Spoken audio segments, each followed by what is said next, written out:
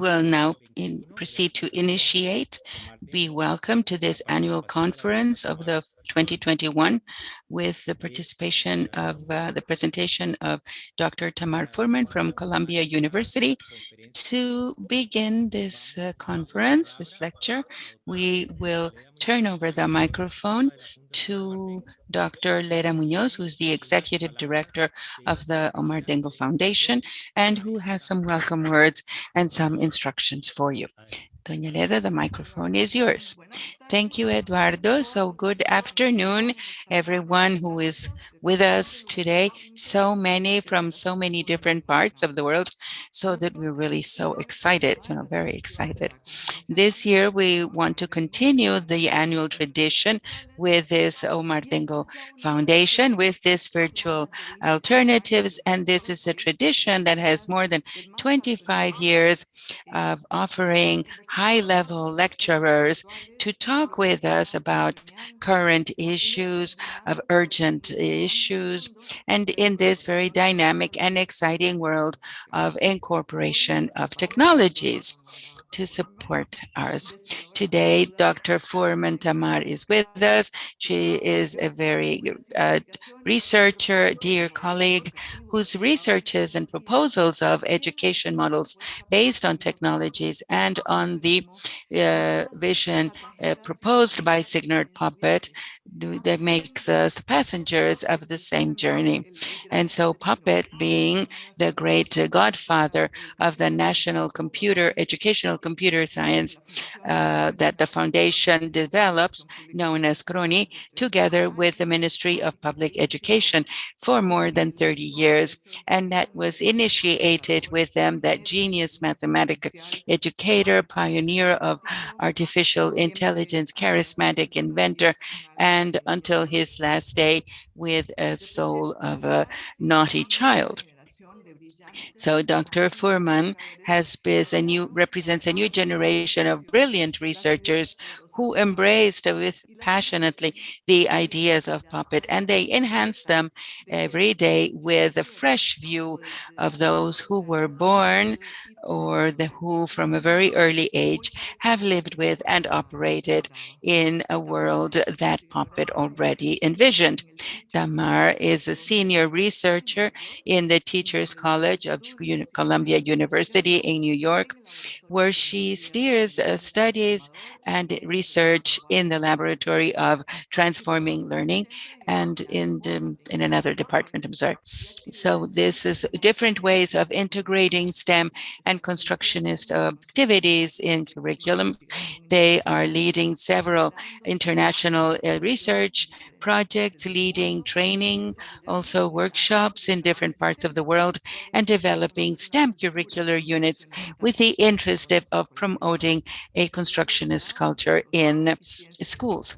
She received her doctorate and as a fellow researcher of the Patel's project, to enhance learning and science of the University of California at Berkeley. And then she did a postdoctorate at the University of Stanford and the Graduate School of Studies of Education. She has a Bachelor of Biology and a Master in Biochemistry, which makes us even closer as with us. And so we have the different approaches that she promotes, and these are similar to the ones that the foundation promotes to take them to teachers in thousands of public schools through the CRONI. So this makes us that today Dr. Fuhrmann is a very special guest. And so we have central topics like computational thinking and modeling, design modeling. And so all of this, we want to incorporate robotics, physics and simulations, different things to develop the cognitive abilities that prepare the new generations for that uncertain, changing future, but without a doubt permeated by technology and great challenges. So picking up again on the title of the conference today, we prepare them for a world that does not exist yet. So today she comes to tell us about promoting and stimulating the development of talents of the new generations in STEM. And remember that this refers to science, technology, engineering, and math, disciplines that are considered key pieces and the engine of that label that with which we build that future that we can still just imagine. In Costa Rica, this continues to be a subject that we have to that we still have to work on a little bit, because girls are still subrepresented in these spaces.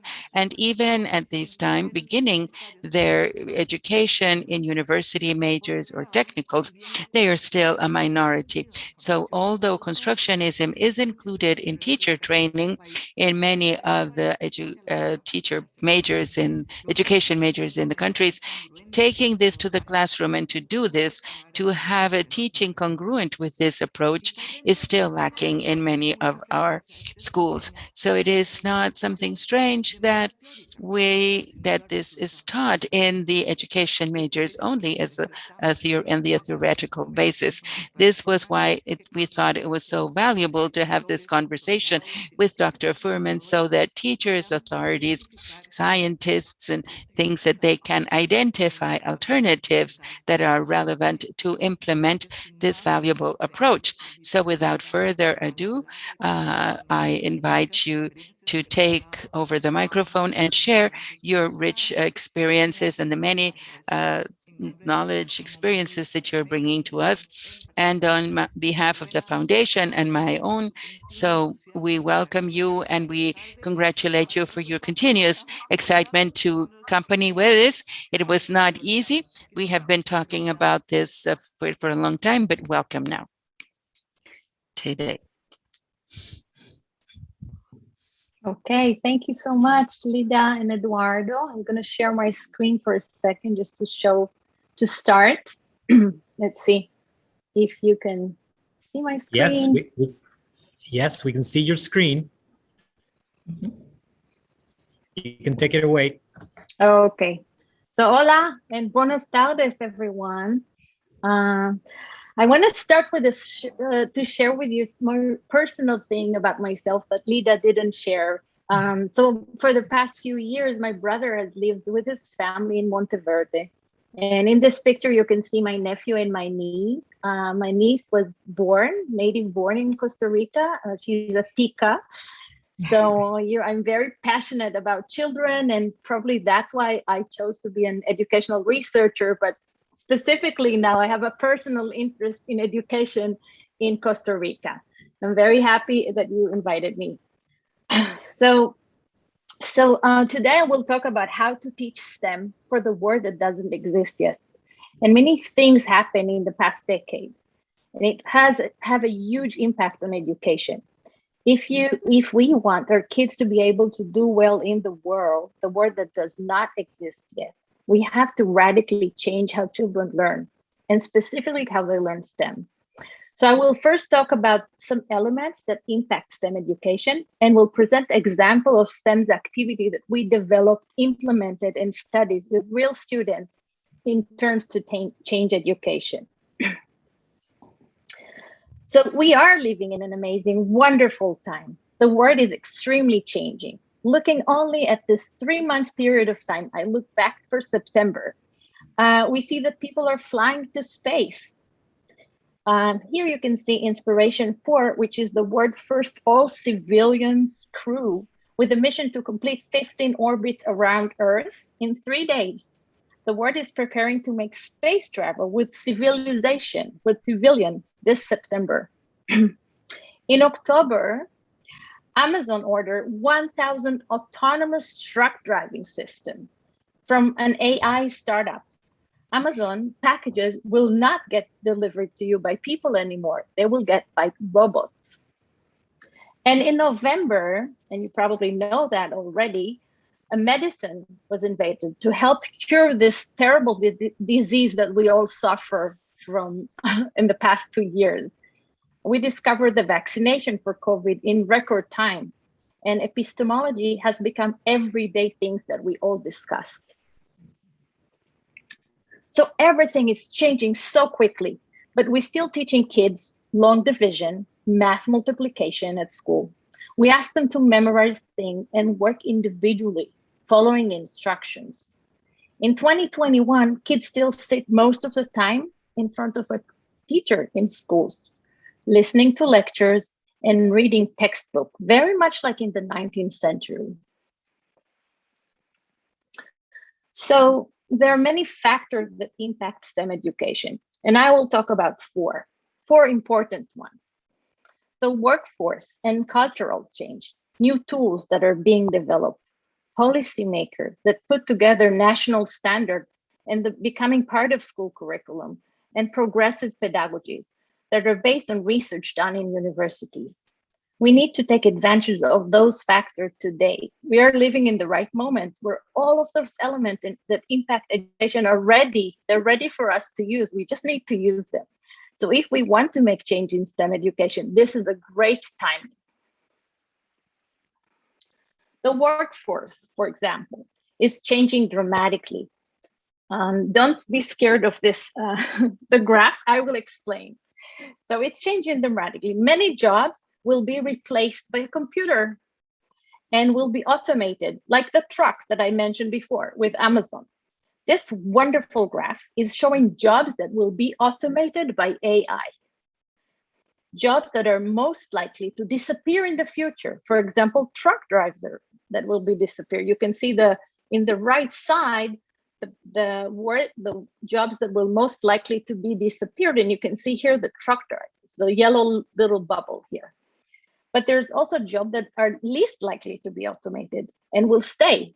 So for example, you can see teachers, and I circle it in red. Teachers are not going to be automated. They're going to be staying in the future. So these are the graphs. The circle are how many people, and the colors are salary rates.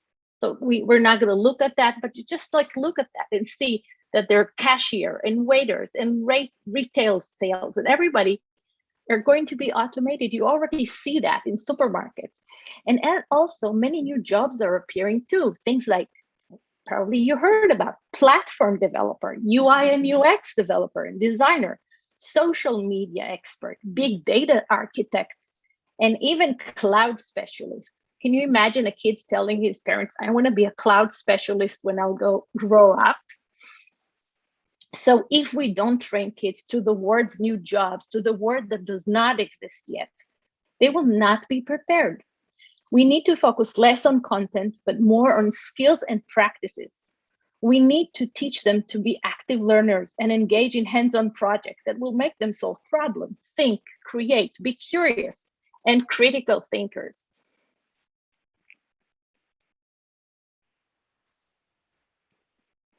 Tools are also changing. It becomes so easier and cheaper to buy them. They are purchased by schools. They're accessible to classes. They're friendlier for children. And here you can see a 3D printer, a laser cutter, and there's also a phone that could be used for learning.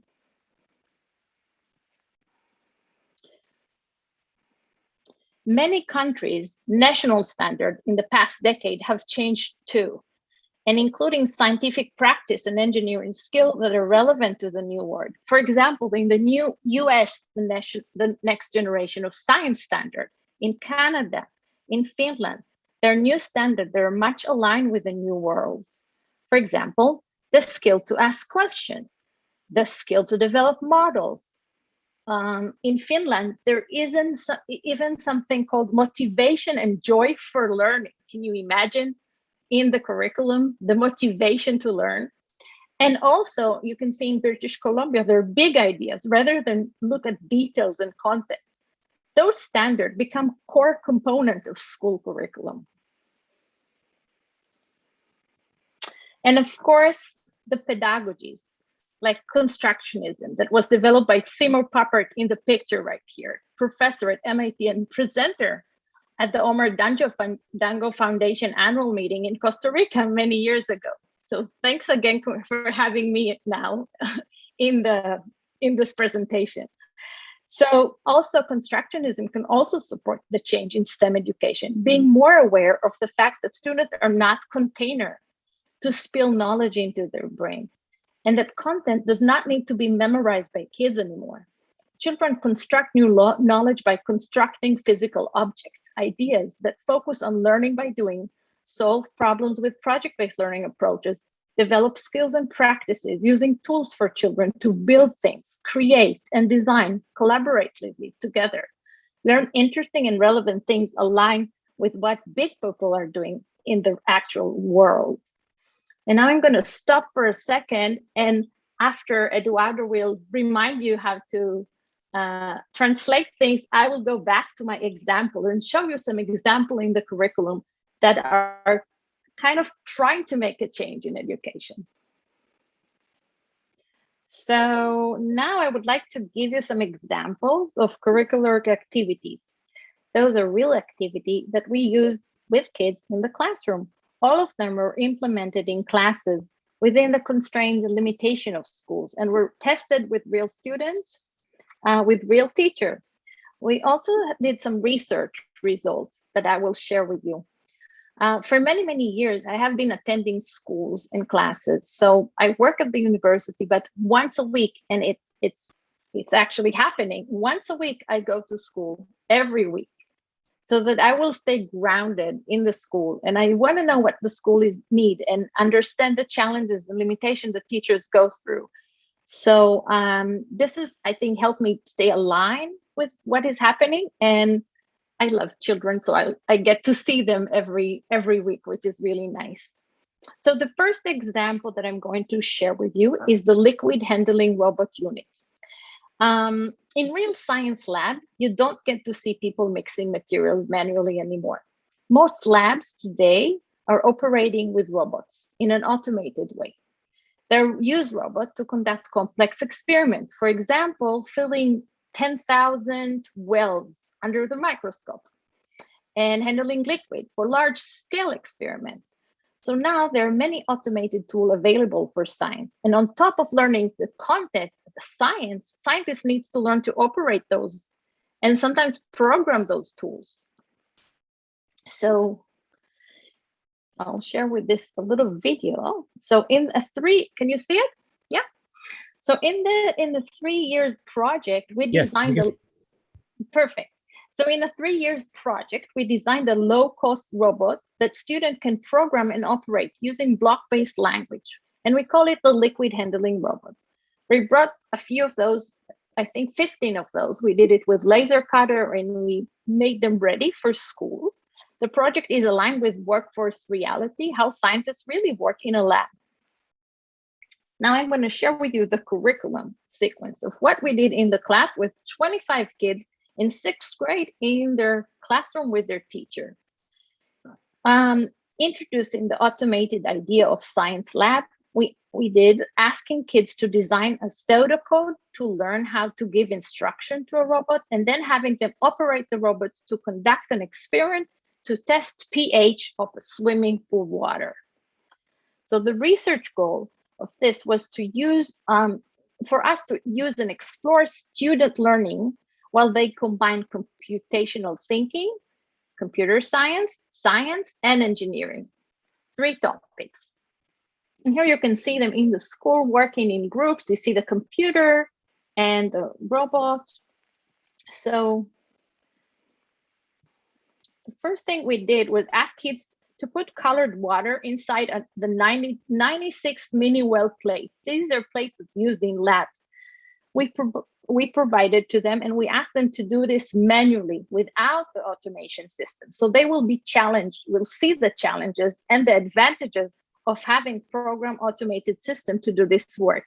Many of the kids complained very much. They said, it works so bad. Look what happened. They're not the same. If I put it with my syringe, they don't look alike. And you can see the results. So they really understand there is a limitation to do things manually. This is the pseudocode activity, when we ask them to write precise instruction to a robot on how to make sandwich with peanut butter and jelly. I guess in Costa Rica, maybe something else, not peanut butter and jelly is the right thing, but American kids, that's what they love. The goal was to show them how accurate they must be to write a good instructions in order for the computer to work. The computer program needs precise instruction to conduct the code. And we actually did it with them. So we said, okay, put jam on bread. And I took the jam and put it on the bread. And there was like laughing. This is not what we meant. We have to do something else and redesign the instruction. Here you can see the real code on paper before they translated this to the program environment. So they used an environment called Snap for Arduino. I'll show you in a minute, but that's how they wrote the procedure when they start thinking about what do they want the robot to do. And here you can see on the right side, the actual code and the kids preparing the experiments. They're testing the pH with phenol red, which is a pH indicator. So as part of the research, we asked kids to code on paper. Amazing results show how they learn to write code while operating robots. They started very, very simple code and progressed to write loops and conditions. Kids were very excited about the opportunity they got. One kid told me that this was the first time he was programming and got immediate feedback from a tool that was doing or not doing what he was asked them to do. So he was really excited about applying code to do science. In this unit, we made a link between computer science and science. And students use programming skills not just to write something that is a game or a plan, but actually operate something that is work as a science instrument.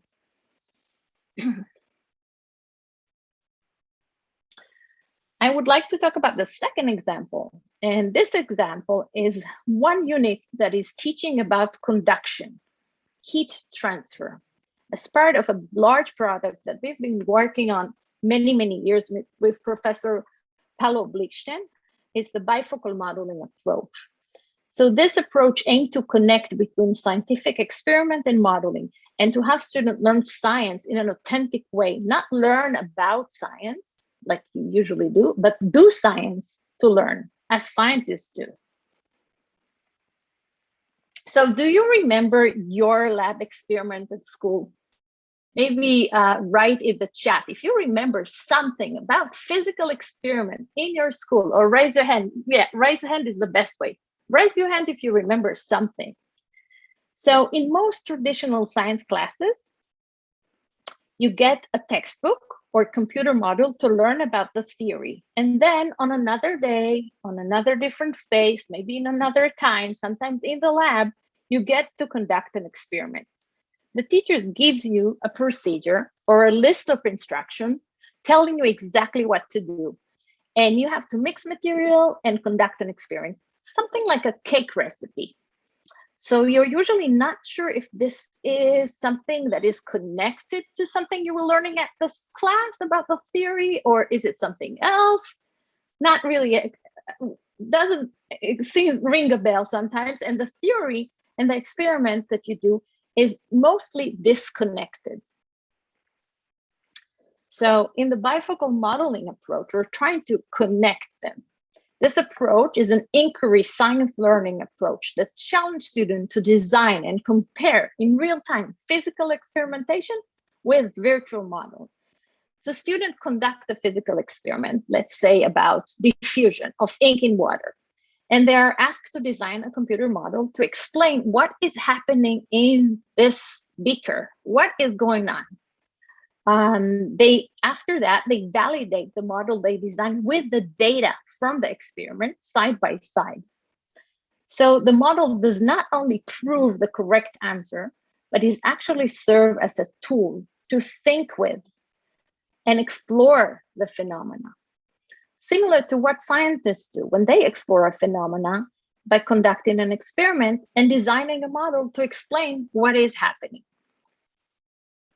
So here are many examples of units that we implemented in the classroom.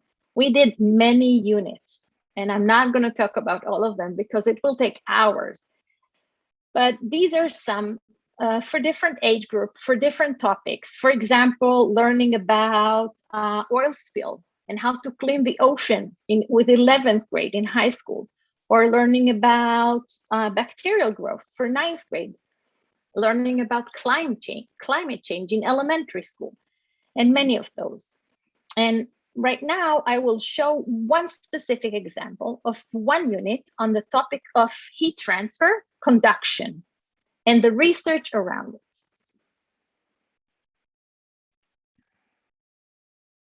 So again, this is the instructional sequence we did in the classroom. Notice that we gave kids pre-test and post-test at the end of the activity, and also collected Esto lo hacemos al final de la actividad. Oh, I can hear translation. Okay. Okay. We also collected questions in different places in this timeline of activities. Well, they learned about heat transfer. So we asked them after each activity, we asked them to gave them a white paper and a pencil, and we asked them to ask questions. What do you want to know? And they wrote a question. After doing the physical experiment, what do you want to know? And they asked questions. So we collected this. The research goal here was to explore the impact of this activity on students' questioning skills while learning with a bifocal modeling approach. So the first activity we did was having 3 stations in the classroom, each one with a hands-on experiment about different types of heat transfer. So there are 3 types of heat transfer that they teach at school. There is a conduction, you can see it in the corner, the left corner. Then there is radiation and convection. But I'm not going to teach you about heat transfer this time. So on the second activity, we focused on conduction. We zoom into conduction, and kids conducted an experiment. They put copper plate into hot boiling water container with 2 thermometers. One thermometer was attached to a lower location close to the bottom of the copper plate, and another one was attached to the upper plate. They were asked to follow the temperature to see how heat transfer in the copper.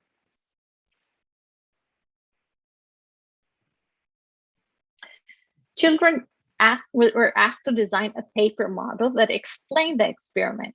We asked them, how does heat transfer along a copper plate? How does it work? They were asked to pay attention to micro-level particle and interaction between the particle. And here you can see some of their beautiful models. Lastly, we introduced students with computer model that we designed of heat conduction, the same as the experiment. And they compared the data from the copper plate experiment to the model, trying to validate the model. While comparing data from the experiment to the model, students found discrepancies and conflicts between the real data and the model. One example, the discrepancies is the one that in the experiment, there was heat loss. And after a while, the water got colder, which did not happen in the model. So kids were learning something we called meta-modeling knowledge. They learn also the limitation of models, and that models do not exactly look like the real phenomena, that there are problems over there. They have to understand what is a model. In the research results, we were looking at 3 things. We were looking at students' pre and post test. We were looking at student modeling practices and their skills to ask questions. The result of the test illustrates that students learn both content about heat transfer, but also about modeling.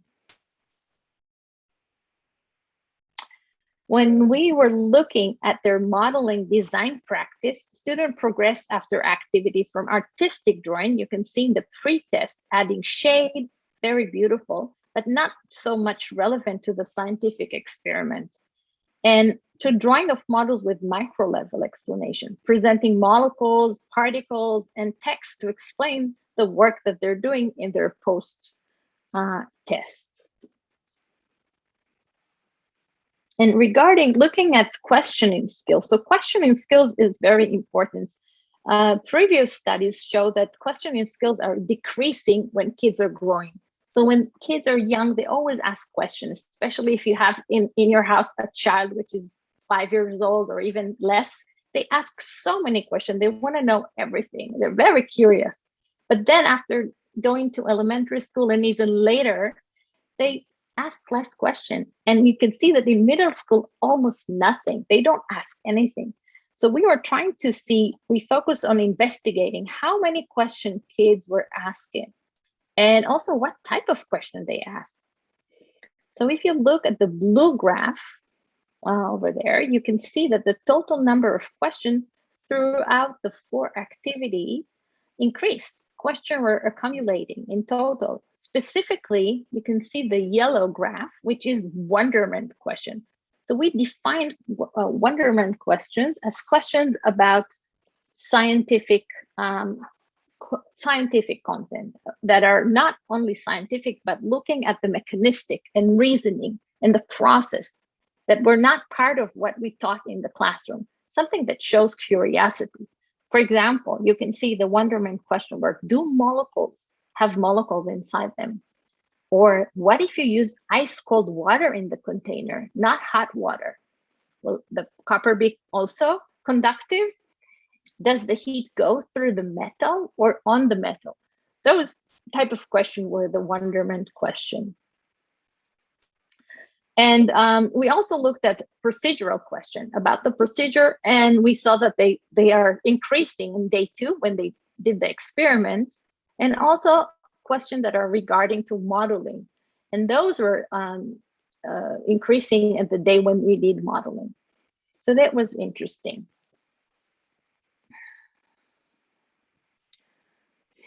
I want to go to the third example.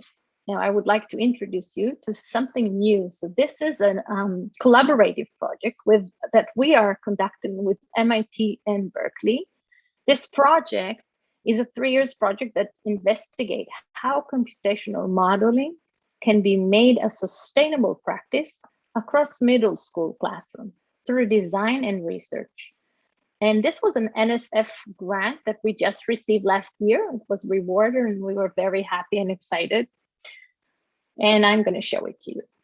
So in a regular classroom, remember the classroom I was telling you about it before and ask you about that. So in a regular class, science class, computer model environment are often used in a way to confirm a theory and not as an inquiry tool. So students don't have the opportunity to use models to test and explore ideas and hypotheses. Students usually are given the final model that some genius scientists have developed over many, many years. And little time is spent showing them the evidence for the model of how he got to that model, or what was the process of this, developing a model, or even allowing them to construct models by themselves. So when we did the bifocal modeling unit in classroom, and we tried to ask students in the beginning to design their own computer model, for example, using NetLogo, multi-agent programmable environment NetLogo, like NetLogo, we found that there are many issues and challenges. So for example, it was too complex for them. They're novice and they don't have no programming experience. And if you look at the code on the right side, you see it's not that simple. It requires a lot of time to learn the code on top of the science content. So it was hard for teachers to use in class. And also it was hard for them to use in class without some experience in coding. And teacher did not feel ownership to use this tool. So with this context and all those limitations and challenges, we designed and develop an online computer modeling environment. We are working with developers, a company that helped us to develop this tool. It's kind of like Scratch for science. So it's for students to design scientific models using blocks, not code, but blocks. So in this example, you can see one unit that is ready to use on a topic of diffusion. It has a set of blocks on the right side that students can drag and drop to design a scientific model. For example, diffusion of ink in water. So you can notice that they can also load their experiment video on the right side. and run and compare the model with the real result to see if their theory is correct and validate it. So for example, I'm not going to use it now, but just showing you the setup, they create 500 water particles. And when they click here on the mouse, they create another 100 ink particles. And this is the go. This is something that happened all the time. So for all particles, they want them to move and to collide.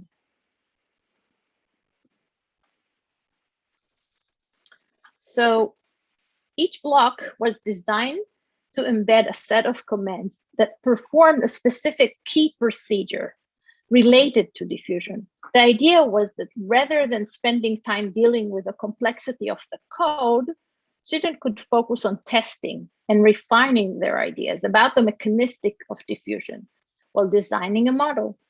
At the same time, they can load their data, as you can see in the video, and compare it to the model they designed. So students are using this model tool as a test tool to test their ideas and explore what is the best explanation of the experiment of diffusion. This slide shows data that just were analyzed yesterday. So we conducted a study last week with 43 sixth grade students, and these are the results. On the upper picture, you can see pre-survey that shows various ideas that students have to explain diffusion. You can see many, many colors. There's the idea of molecules are bouncing off from each other. Some people think that they combine to each other, maybe infect each other to have the water blue, dissolve, mix, weight more, and break down. If you look at the post-survey, you can see the most kids converge, about maybe 70%, 65% converge to one scientific explanation, which was the right scientific explanation, that particles are bouncing off each other from high concentration to low concentration in diffusion. On the bottom, you can see 4 types of code that students wrote for different ideas to explain the experiment. There is the attach model, the infect model, wait more model, and bounce model. These are all investigations that students did to explain diffusion. Actually, I was very surprised to see how many ideas they have to explain this very, very simple phenomenon. So I want to show you one student examples of a model that was trying to explain diffusion using the attached model. So he thought that when you add ink to water, the molecules or the particle attach to each other, and that in the way the water touch each other, the ink particle, they become blue or red in that case. When testing this and running the model, he found out that the particles are becoming big blob, like a clot. And when comparing this to his video, it wasn't what he was expected. So this was not what is happening in the real experiment. They're not clot, they're not bulb. So he decided to discard this model, and he was trying to look for another explanation to explain this. And here you can see how he was going in the Go code he wrote for all particles move, and then when you interact, if the particle is touching the wall, it's bouncing back. But if it's touching another particle, it attach. So do you see the little clot here? I hope you see it. And then you can see if you compare it to the actual experiment, this is not what is happening in there. So we are in the process of developing more and more units. And in this, actually this morning, I was in a classroom with 30 kids trying to work with one of our units. And we are developing different topics, and we already implemented it in a few classes, but we are in the beginning. The idea of designing a model based on real data and validating the model based on results is what scientists do in their work. And we would like kids to do exactly the same. So here you can see we have 3 types of data that kids will be able to use. The first one on the left is the experiment data, like I did in the diffusion, a video that I just showed you.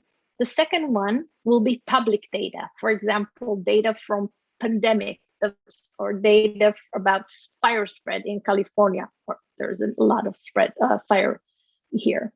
And number 3 will be sensor data, using sensors to collect data. For example, using humidity sensor to investigate the amounts of water in plants, like basil, for example, how much basil needs to grow, or maybe light sensor to explore light that needs to be to do photosynthesis.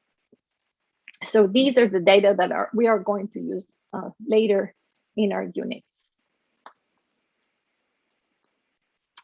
And now I want to talk about the 4th example. So this is a very new project that we started during the pandemic. And this is a collaboration between our department with the Columbia Department of Computer Science and Data Science Institute. So schools were closed, classes were empty, and all the kids were home.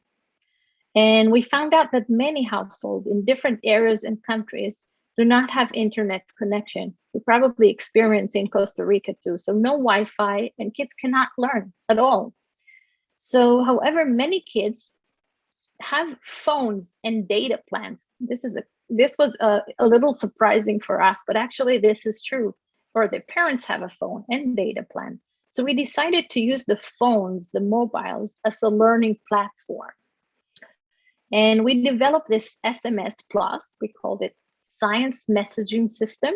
It's a message-based platform like WhatsApp that you all know on phones that provide inquiry activities on scientific topic at home. So here you can see an examples of a unit that was designed and given to a 10 years old student who was trying to work here at home in his kitchen, following a lesson on WhatsApp, learning about pH and making pancake in his kitchen with baking soda. So you can see how he put pictures, and the researcher was writing to him what to do.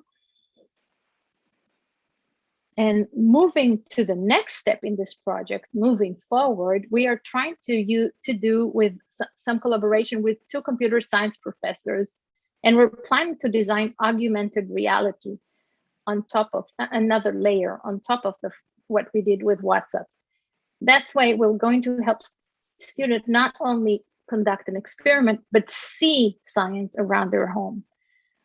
We are going to provide them activities on their mobile as a tool to zoom in and visual molecules and things inside the cell. So we want to be able to help students understand the reasoning behind simple science around their house. For example, making tea to explain diffusion in hot water. With AR, you could see the molecules experimenting and explaining the phenomena. It's kind of like Pokemon Go, but for science. So these are the 4 examples that I just gave, and I would love to hear what you think. I know some of the examples were very complex and complicated. Some were using like liquid handling robots, like big tools, and needs a lot of help, but some of them are very simple. And going back to the 4 factors that impact the change in STEM education today, we can see that with the right training, the right focus and mindset, we can design curriculum and curricular units and activities that can be aligned with the world that is changing, and we don't know where is it changing. The futuristic workforce and culture, new tools that have been developed, national standard, and new pedagogies. And this is the list of, just summarize the common principle that led those activities. So we are recommending less content, but more focus on deep understanding, making concrete things, focus on authentic and meaningful activities, a lot of exploration and inquiry, open-ended, sharing and group work. We want to do interdisciplinary learning, hard fun. They have to enjoy what they're doing. Using technology is okay. Complex projects too. And remember, there is a lot of messy in this environment. So everything I do, and probably what you do, is for children. The future is our children. We want to see them, it's a little cheesy, but we do want to see those young people connected to the changing world around them, curious, active, creative, critical thinkers, asking questions and making decisions. We want them to follow their dreams and passions and ideas. So let's radically change how children learn STEM.